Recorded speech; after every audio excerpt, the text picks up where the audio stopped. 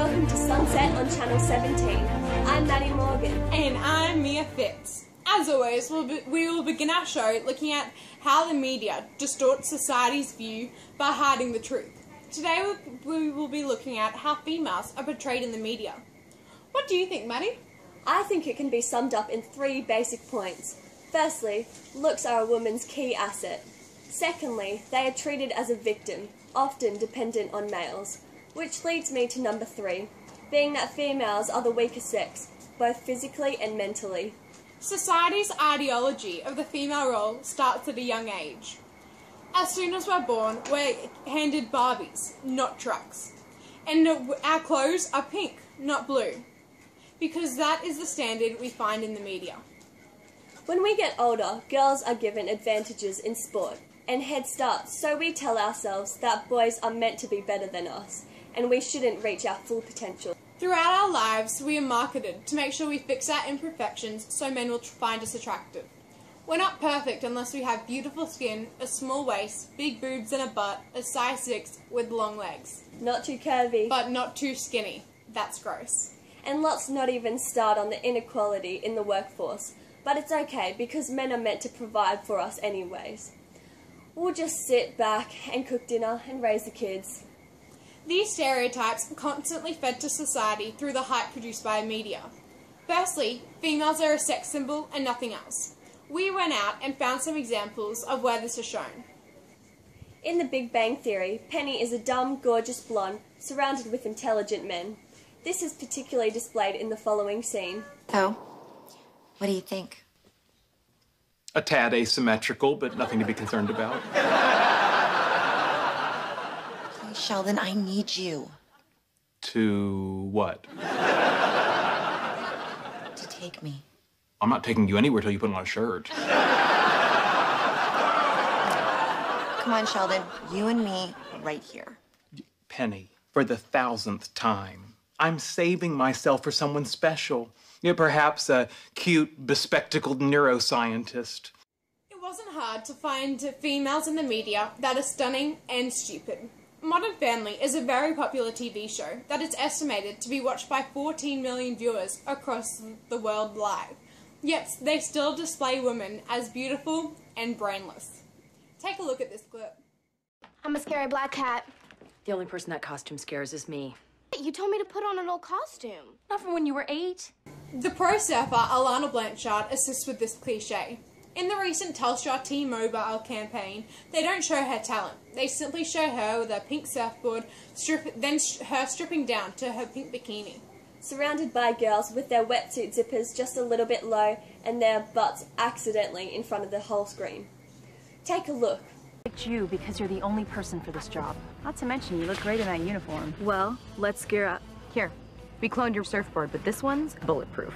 X-ray binoculars, sticky gloves, and of course, explosive chewing gum. How I communicate with the Xperia Z. Just released by Sony for T-Mobile. It's a smartphone that can actually withstand being submerged in water for up to 30 minutes. And the final source we found that supports the idea that women have their bodies and nothing else was a Girlfriend magazine, starring the one and only Ariana Grande. The magazine shows the singer posing, showing off her body in a black two-piece. It's such a shame because so many young girls read these magazines and admire Ariana Grande. But all they see in this magazine is her good body. According to the Australian Bureau of Statistics 2012, female teen suicide is on the rise. In 1997, there was 33 girls between the ages of 15 and 19-year-olds committing suicide. In 2012, this number rose to 59.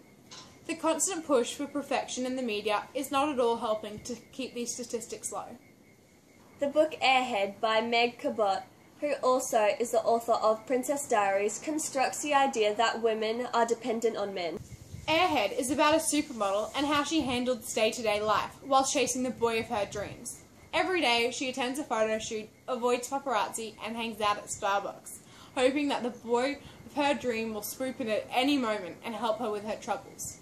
Although I haven't watched it, but it isn't hard to guess what 50 Shades of Grey is about.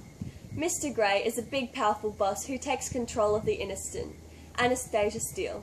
If you try to swap the roles of these characters, Anastasia Steele, the powerful billionaire, and Christian, the innocent, intimidated man, it would just feel off. But why?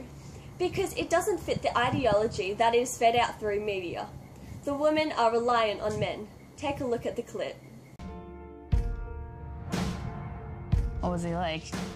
He was polite, intense, smart, really intimidating.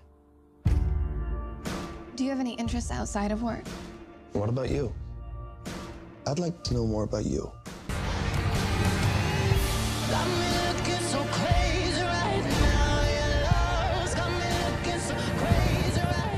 I'm incapable of leaving you alone. Then don't.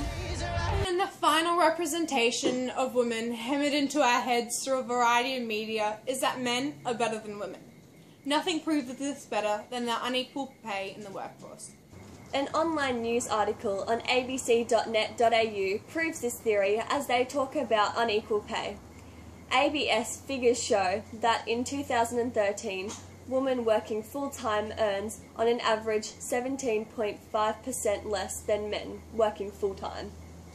Naren Young from the ABC said, research by Canberra's University NATSEM shows that since 1990, the gender wage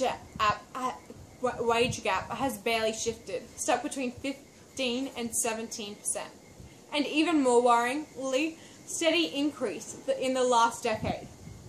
From a low of 15.1% in February 2005 to the current high of 17.5%. At least through articles like these, the issue is coming to some people's attention. These ideas come from the time of the cavemen, as back then the physical form of the male meant they were more likely to survive and thrive in their environment. But millions of years on, it seems like some people are still acting and thinking like cavemen. You no longer have to be big and strong to survive. To be successful in the 21st century, you just have to have a brain and know how to use it. Your sex should not hold you back from the job of your dreams.